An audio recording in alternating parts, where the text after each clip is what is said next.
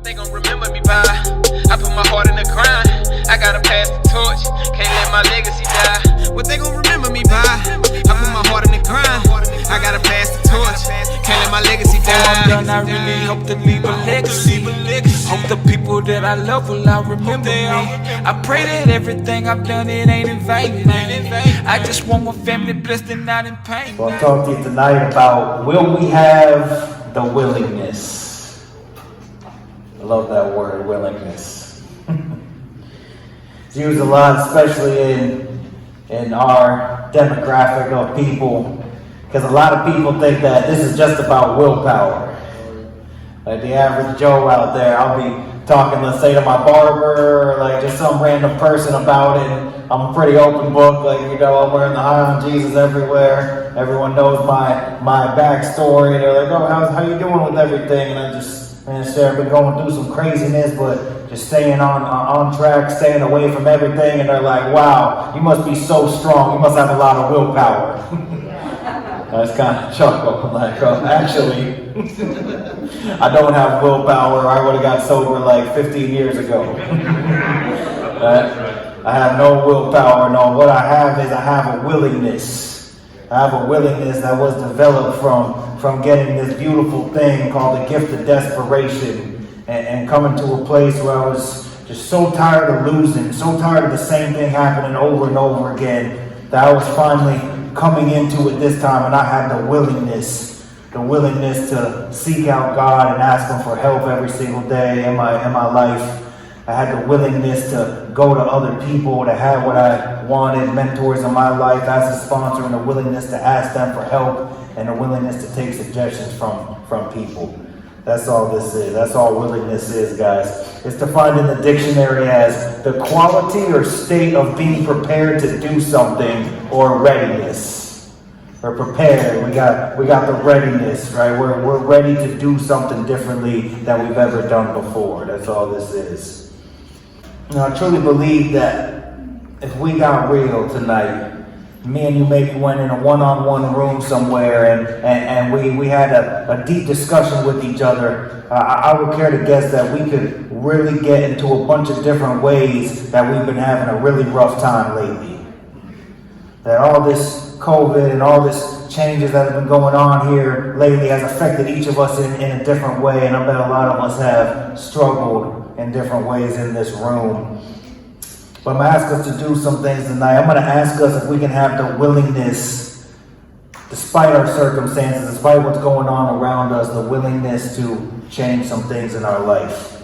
So number one on that sheet, guys, will we have the willingness to drop the victim mentality? Will we have the willingness to drop the victim mentality? I think we can agree that basically, the reason that we're at where we are at, or all the things that happen to us in life, basically happen for one or two reasons. Either happens from our choices, or happens from our circumstances. Choices being things that we can control, decisions that we have made along the way that have affected our lives. Circumstances being things that are outside of our control, that happen to us that we can do nothing about. So we're going to talk about the first one, choices. Anyone in here made some really bad decisions before? I'm talking about horrible decisions. Maybe we made a whole chain of horrible decisions, back to back to back, one after the other. I'm talking about everybody said not to do it. You probably knew deep down it wasn't a good idea. You know what? You said, bump it. I'm going to do it anyways. Sometimes we get so down on ourselves, like, man, I'm such an idiot. I'm at the place where I'm at in life because I made all these bad decisions. Maybe I deserve what happens to me. I could never have a better life. So I want to share a story with you that one of my mentors shared with me, and it was about this young man, and he wanted to be successful in life, And he knew this guy who was just amazing, just everything he wanted to be. He ran a huge multi-million-dollar company. He was a great husband, a great father. Just seemed like he really had it together. And so he asked him if he could come in and ask him a couple questions on how he's become so successful. And the guy said, well, I'm really busy. I got a lot going on, but you can ask me a couple questions really quick. He's reading his paper, doing what he's doing. So the young man starts out, he said, if you could give me just one thing, what would you say the number one thing in life is for me to become successful? And the man said, well, that's easy. Good decisions. So the young man, he thought for a minute, and he was like, well, wait a minute. He's like, well, how do you make good decisions? The guy said, so that's easy too. Experience. So the man goes to leave and he's like, well, wait a minute. He's like, how do you get experience? And the guy put down the newspaper and looked right at him and said, bad decisions. See, the successful man knew something. He knew, right, that bad decisions actually gave him the experience that he needed to be able to start making some good decisions. So he knew after all that bad decisions aren't such a bad thing after all, because they allowed him to be where he's at today. So if you've been making some bad decisions lately, congratulations. Congratulations. You're now gaining some experience so that you can start making good decisions in the future from here on out. Not going to learn unless we make these bad decisions. And another thing is, when we have those thoughts that like, man, maybe the reason that I'm at where I'm at is because I made all these decisions. Let me tell you something. You're not surprising God with your free will choices. We're not making a series of bad decisions and God's saying, wait a minute, that wasn't in the plan. What am I going to do now? No, see, he knew what decision we were going to make, and he still has something in store for you. Sometimes those are necessary in order to learn things to get to where God's trying to take us to. So I'm asking us, can we stop blaming everything else, right? And at the end of the day, if it's we're at where we're at because we made some bad decisions, we're going to drop that woe is me mentality and say, that's all right. My bad decisions are giving me experience to make better decisions. The next one I want to talk about, this is a little rougher because we're going to talk about circumstances. Now, these are things that happen outside of our control. And again, if I pass the microphone around to every single one of us and we were going to be honest tonight, I bet you we can go around the room with some untold horrors that happen to each and every one of us in this room. But we may have had family members ripped away from us, lost people along the way. We could have had suffered abuse as a kid. Maybe it's something we never told anybody about. We've been holding on to for so long. And we can go around the room and share some just traumatic stories. And someone can just be like, how can you just sit there and tell me to drop the victim mentality after I suffered something like that? Story in the Bible is found in John chapter 5. And there's this pool in Bethesda. And all these people that are around this pool are all the people that have been suffering for years and years with all kinds of different diseases. There's blind people that can't walk. And man, I can only imagine the things that must have happened to these poor people over their life story. And we come across a man that he was an invalid, which means he was paralyzed for 38 years. Could you imagine a set of circumstances that must have happened to him outside of his control that he could have just used his whole entire life for? It's not fair that I couldn't walk at such a young age and I didn't have any family members or friends to help me out. And as the story goes, there's this pool. If you can just get down to the pool before everybody, you get your healing. But I could never make it there because no one will help me and I can't walk. And this man could probably go on and on about a series of things that happened to him that weren't his fault and why he's in the position that he's at. So Jesus comes along one day and he sees him lying there, and it's very interesting what he says to him. Look at that first set of scriptures right there in John chapter 5 verse 6 out of the NIV. When Jesus saw him lying there and learned that he had been in this condition for a long time, he asked him, do you want to get well? Do you want to get well? Not come down and spend hours talking about why life never worked out and why things always came against you. No, I'm asking you right now, do you want to get well? And Jesus knew that if this man wanted to get well, he was going to have to let go of this stuff that happened to him in his past. He might have had to forgive some people along the way. He was going to have to stop playing the victim and say, no, I do want to be made well. Jesus, I need your help. So I'm asking everyone in this room tonight, do you want to be made well? Do you want to be made well? I feel like there's some people in here tonight, like there's some things that happened to you in your past that you haven't dealt with. You've been keeping to yourself. You've not let anyone in on, and they have just been destroying your life ever since. And maybe there's someone in here tonight, and you need some forgiveness in your life. And I know that's a hard subject to come across because someone may have hurt you in the past or done something to you as a child, betrayed your trust. But what we can't do is allow this person to continue to ruin our lives day in and day out till the end. I'm asking you to look back, and we're going to have to ask God, I don't know how I'm going to do it, but somehow I'm going to have to forgive this person without them asking. I'm going to have to let go of what they did to me, the horrible things from long ago, God, because I need to be made well. So I'm asking you to help me with that. I feel like there's some people there's some things that you need to let go from the past. We got to deal with those things and not let them stop us from where God is trying to take us to. So I'm asking us to ask God to help us with this. Can we forgive some people in our life? Can we let go of some bad circumstances that happened to us? And we want to be made well. We're going to ask God to help us, and we're going to move forward to what God has in store for us. Don't let what someone did to you a long time ago haunt you for the rest of your life. Number two on the sheet. I'm going to ask us, will we have the willingness to take control of our thought life? Will we have the willingness to take control of our thought life? I don't know about you, but ever seen it in the circus live? I've seen it on TV and different things, and it always kind of just made me wonder, right? And maybe you've seen it too. It's like this huge, full-grown elephant, right? And one of the biggest, strongest animals that God put on this planet, and it's in captivity.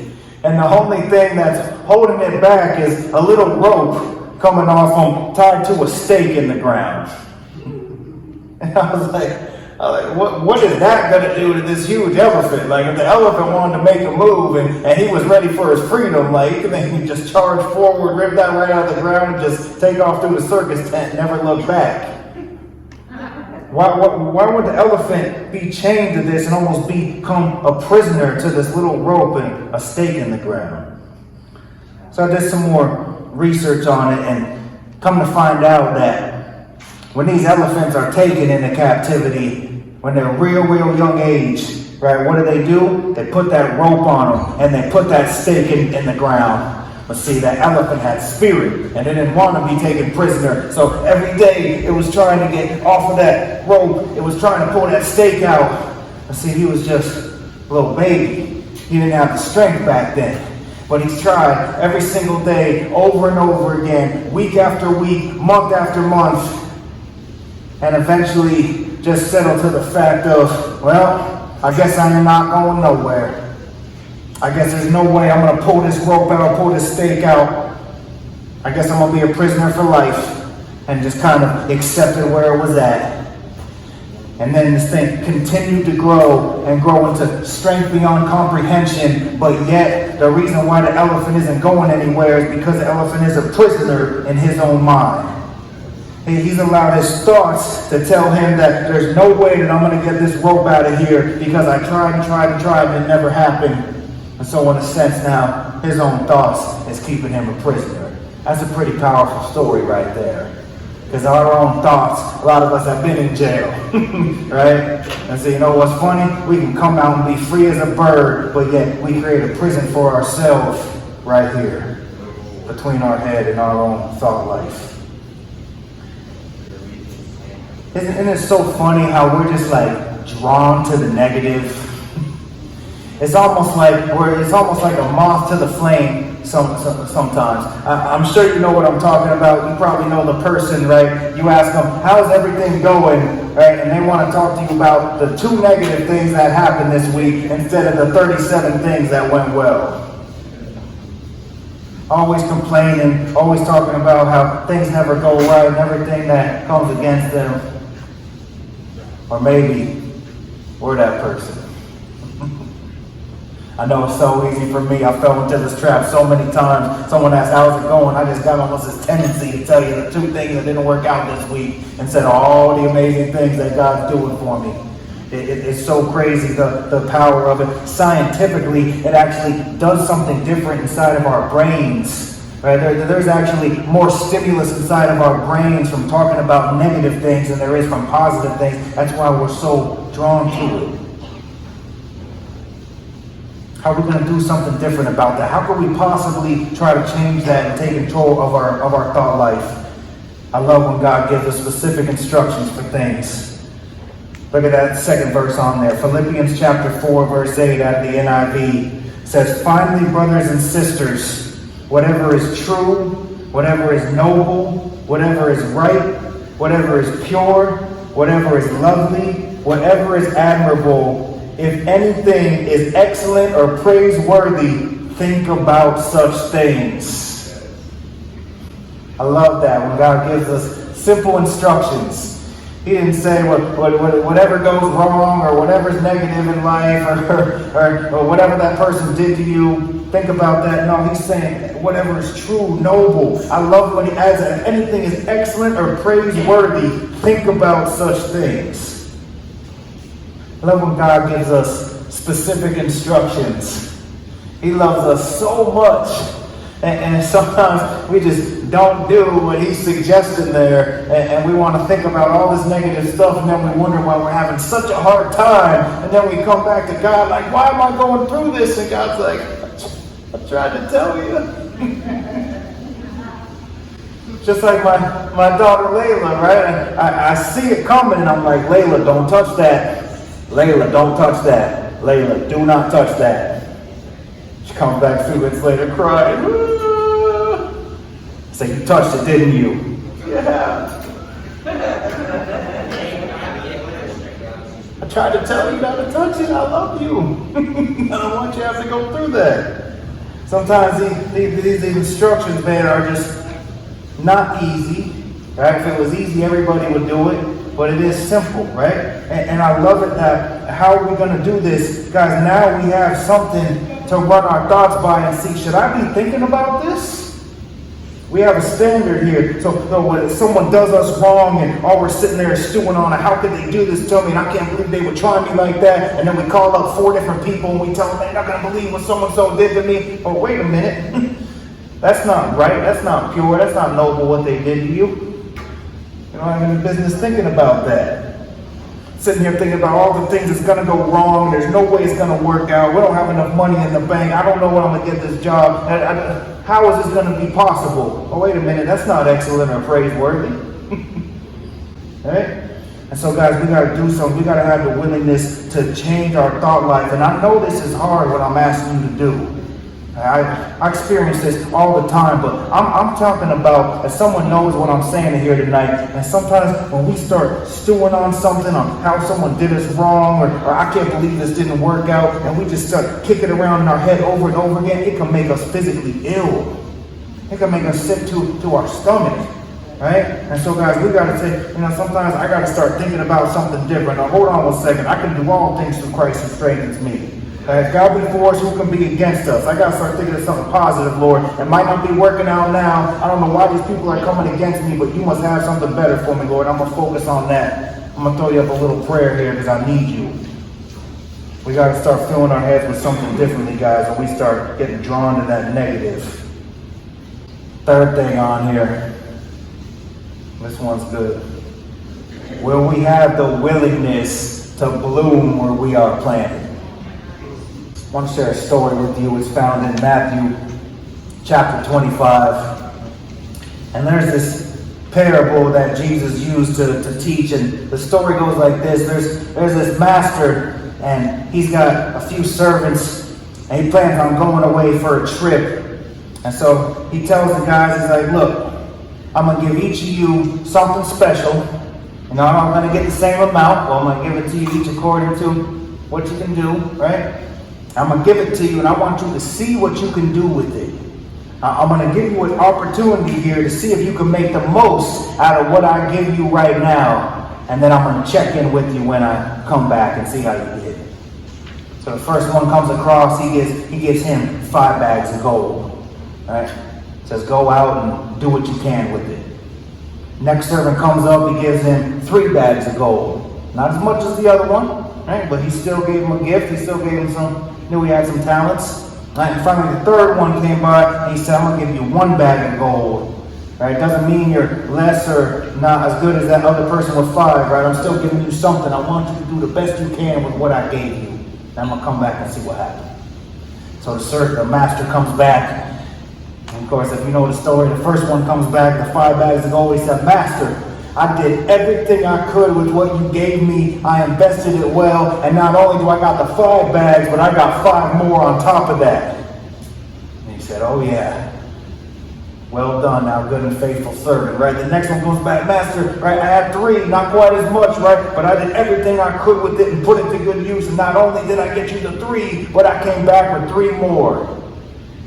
And the master has the same reply for both of them. Look at that verse on the bottom of your sheet there. Matthew 25, verse 21. His master replied, well done, good and faithful servant.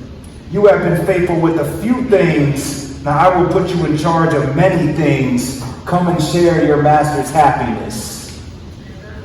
That's what we all want to hear, right? At the end, well done, thou good and faithful servant. I think we all strive for that. But he told him, man, you have been faithful with what I gave you. You made the most of it and did what you could, right? Now I'm going to put you in charge of many things. And the last servant came up, and he had his 1 bag of gold, and he said, man, I know how you are, and I don't want to upset you or nothing, so I just buried the 1 bag and didn't do anything at all with it, but at least I'm giving you your 1 bag back. And the man said, what are you doing? You didn't do anything with the 1 thing that I gave you? Now, I love this for so many reasons. This is one of those fine line subjects. And I think God has caused me to talk about some fine line subjects sometimes. And maybe you've been struggling with some things and wondering why, I'm doing all the right things, but it seems like nothing's really happening. I'm not moving forward. Nothing's changing. I just don't understand. And I've been there. So you got to understand what I'm saying. I want us to have goals for our life. I want us to have a vision that lines up with God's will for our life and move towards it every single day. Right? But sometimes you might be like me. Right? I like to jump from 5 bags of gold to 47. Right? I just want to shoot for the stars, and I just want to do it all with some of these goals for my life. And man, the reason why I do this is because I've seen the miracles that God has done in my life and so many other people's lives. I've seen it happen. And so I had some dreams, some goals in my life, and one after the other, man, God just started opening up all these doors, and all of a sudden something huge opened up that I thought was going to be like the next level. And I'm going to start reaching a huge audience and just going places and doing some amazing things, right? And I'm like, this is it. And the doors are open, and it's amazing.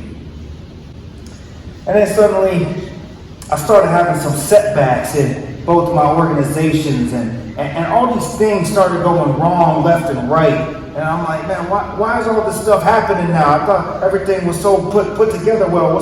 What's going on? And I just had so many people that were constantly dependent on me and needed me, and that's great. That's what I do, right? But it just started to be, so much all at one time, all this going on. And then my wife started having a whole bunch of health issues that were just taking a toll on me, and the kids needed me all the time. And man, it took me to this place where I just felt like I had the weight of the world on my shoulders. And then add into it the root cause of all my problems, my entire sober life. I start to get off of my relationship with God a little bit, and all of a sudden I'm busy with all this other stuff, and I'm not putting into that area like I once was. and I'm just kind of doing it just to check it off the list and say that I did it, right? But not feeling that connection anymore, and putting God on the back burner. And then you throw all that leading into this coronavirus craziness, and I was like, man, what is going on? Why is all this happening to me, Lord? And I can tell you this for 100%. When sometimes when it just seems like everything's coming against me and nothing's going right, and it's just like so hard all the time, I'm like, God, I'm missing something here. It's not supposed to be like this. I understand we're going to have trials and different things, but it's not supposed to be like this, Lord. What am I missing? So during this time, I had to pull back, guys. I had to ask God, show me some things. What am I not doing right? What do I need to learn out of this season that I'm in right now so I can move forward out of it? And I feel like God shared with me a couple things. And the first thing is, it's number one on that back sheet. Flip that over. Number one, God wants us to be faithful and make the most of with what He's given us right now. Then other doors will start opening and more responsibilities will be given to us.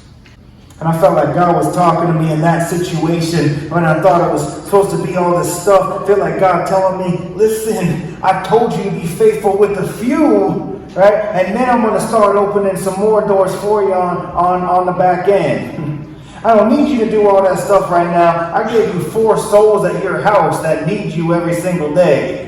I entrusted you with a wife and 3 kids that need you to be present for them, be the best possible person that you could be for them. And I feel like God was saying, you know what? There's plenty of people that are struggling in Manatee and Sarasota County. Right? I need you right here. There's plenty of people that need your help in this place now. Right? And God was telling me, do all these things. Make the most out of what I gave you in this moment. And then we're talking about opening some more doors up on the back end. And I think that's powerful. Someone in here tonight, if you just feel like, man, I'm not understanding. And sometimes it's like, man, I'm so tired of this job and I don't know why I'm still making minimum wage and I'm not moving forward. But then that can cause us sometimes to not care about the job, and we're showing up late and we're not giving a full effort. Always, why isn't this next door opening? Right? Instead of being, oh God, I know you must have me here for a reason, Lord. I'm going to show up every single day on time. Right? I'm going to work while I'm here, God. I'm going to give it my all like I'm working for you and not for somebody else. And I know I do that. And you're going to start opening up some other doors for me later on.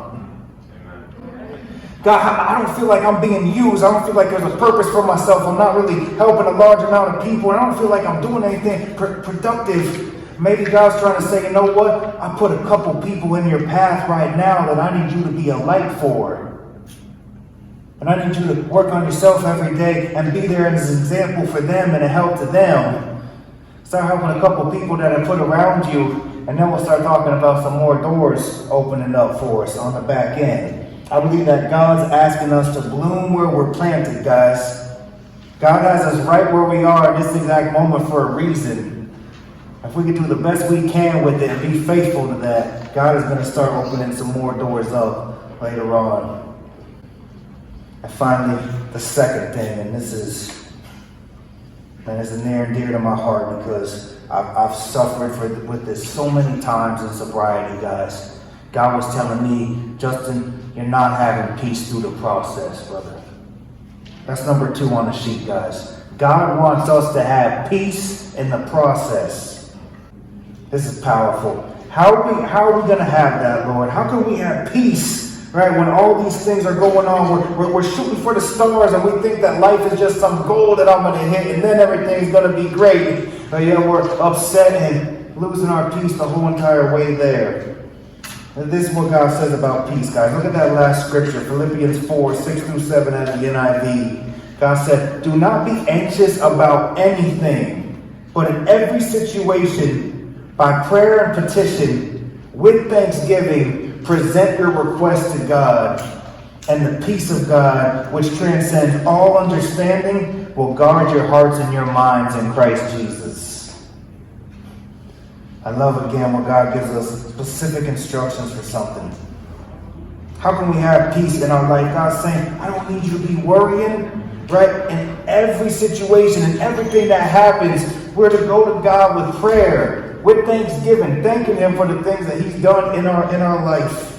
Right? Presenting our request to God, praying directly for things. And what's going to happen as a result of that? The peace of God, which transcends all understanding.